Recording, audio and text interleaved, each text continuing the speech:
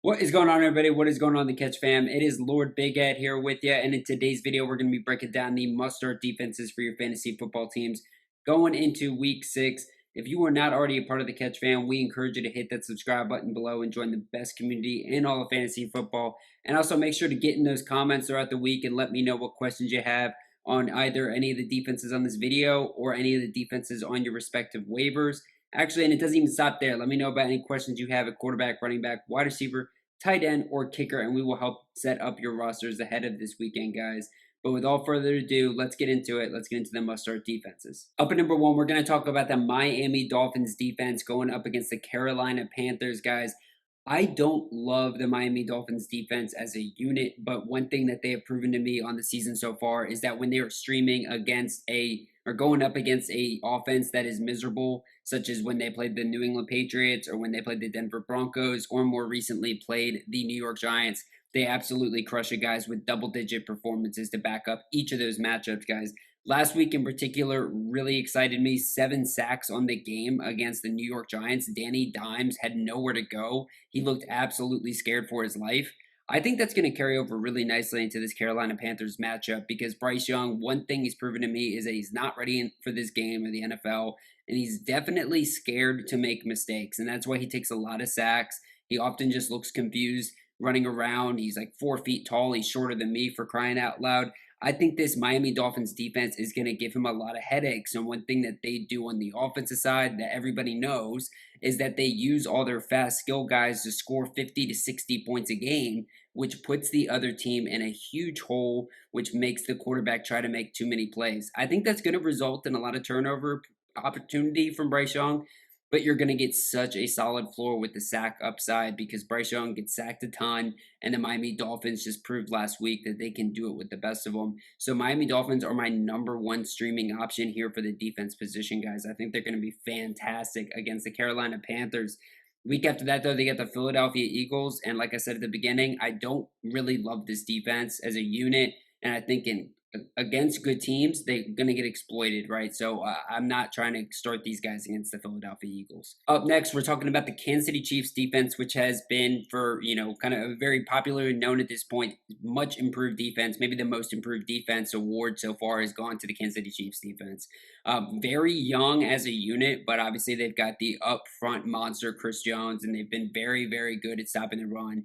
Very, very good at limiting points. Last week against the Minnesota Vikings, I mean, very electric offense in the Minnesota Vikings with Justin Jefferson. We know the Vikings lose the game at the end of the game, but we also know that the Vikings can put up a ton of points, and they were able to hold them guys to just 20 points. I really like that, and I really like the fact that they've been very consistent at around 3 or 4 sacks a game.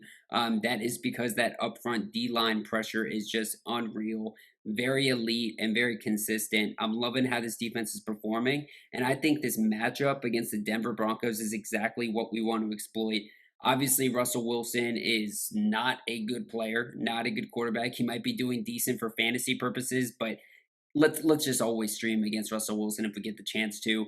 We used the New York Jets as a streaming option last week. That worked out well. We saw Sean Payton just scream at him on the sidelines. I think all things are going sideways in Denver, and I definitely want to stream against them if I have the chance. And I think the Kansas City Chiefs are going to want to put a beating on their division rival, which they've had utmost success against. They have really controlled that division rivalry and just absolutely destroyed the Denver Broncos over the past few years. And I think that's going to continue. I think they beat them down. I think the defense is a big part of it.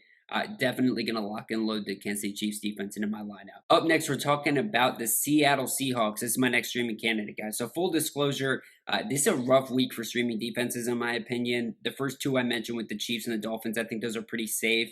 Outside of the top heavyweights like the 49ers or the Eagles or the Cowboys, right? I think those are two good streaming candidates, but 3 through 5, it's going to get a little choppy, so you got to bear with me here. But I think the Seattle Seahawks, coming off the bye week, are going to be an interesting play here against the Cincinnati Bengals.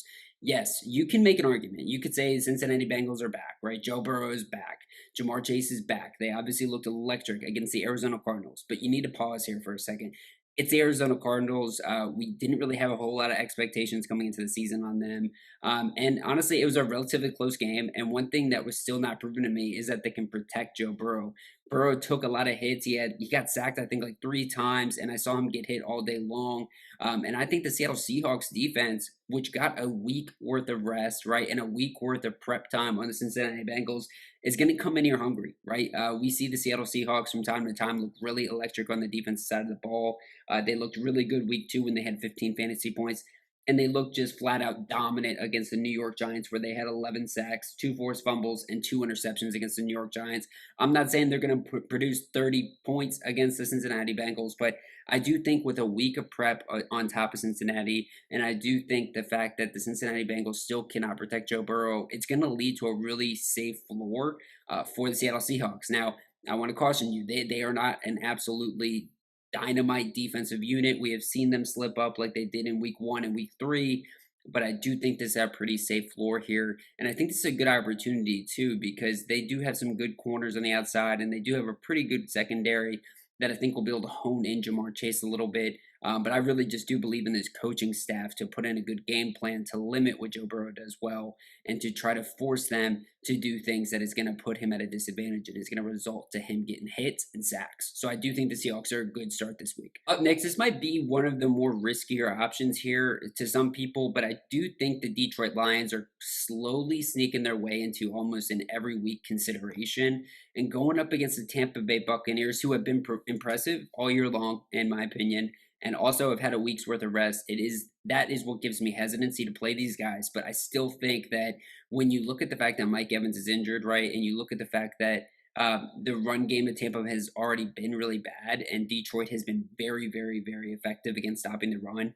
What this game plan spells out to me is that it's going to be a lot of pressure on Baker Mayfield to play with potentially either an injured Mike Evans or without his superstar Mike Evans, who he has been locking on all season long. And we saw even, ever so slightly against New Orleans Saints when Mike Evans left, he wasn't as good with Chris Godwin, right? You could still say he had a fine game, and yeah, maybe he did, but I do think that with a week's worth of prep that Detroit's going to have on Tampa Bay and on Baker Mayfield, I think he's going to be in for a little bit of a harder matchup here. I think Detroit's secondary and Detroit has played really well and created a lot of turnovers and been really aggressive on that end.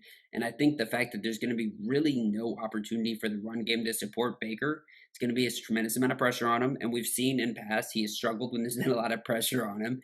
And when at the same time he's without his number one guy, right? In Cleveland, he had Jarvis Landry that he relied on a ton, and when he would be out, you would see him kind of scratching his head on where to go, right? I think that's going to be kind of similar situation here. Mike Evans misses. I think Detroit's value goes up, but even if he's there, I think Mike's going to be a little bit hampered, and I think that they're going to be able to pin their ears back and go after Mr. Baker Mayfield. And we saw what Aiden Hutchinson can do when he pins his ears back, guys. They only had 1 sack last week, but 2 picks, 8 fantasy points against Carolina Panthers. I expect them to get just around there, just around that much again this week. Up next, guys, this is probably the riskiest pick here out of the top 5. Like I said, it's not the greatest week for streaming options, but I really do like this defensive unit, actually. I like all of the work that they've been putting in the offseason. I like the rookies, the young talent of this Houston Texans defense, and I think that they've shown to us over the year that they've actually been pretty consistent.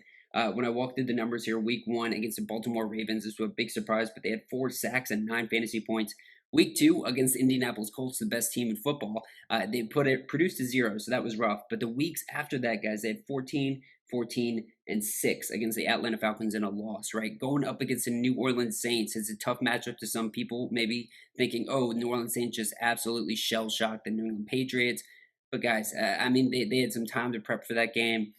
New England Patriots are basically in a full tank mode for Caleb Williams, I think, at this point. Bill Belichick's probably on the outs, I still think Derek Carr has some rehab to do on that shoulder. I don't think he's 100% positive yet. I think at the same time too, Alvin Kamara, he looks really good, right? But I think against this Houston Texans team, they're going to need more than Alvin Kamara and a somewhat healthy Derek Carr. I think this Texans team is scrappy. I think they're very good on the offense, and I think C.J. Stroud really does a good job at limiting turnovers, which has been surprising, but it's been really effective. And if you don't give that Saints team all that opportunity for turnovers, I mean, you're not seeing all the opportunities that they did last week against New England. I mean, the Saints offense wasn't really that effective. It gets kind of convoluted with the score, but I think they had under 300 yards and they beat them by 30 points. I mean, that's pretty unheard of, but the large part of that is that the New England Patriots offense so bad. So there were turnovers, there were pick sixes. There's a lot of things that kind of convoluted that score chart.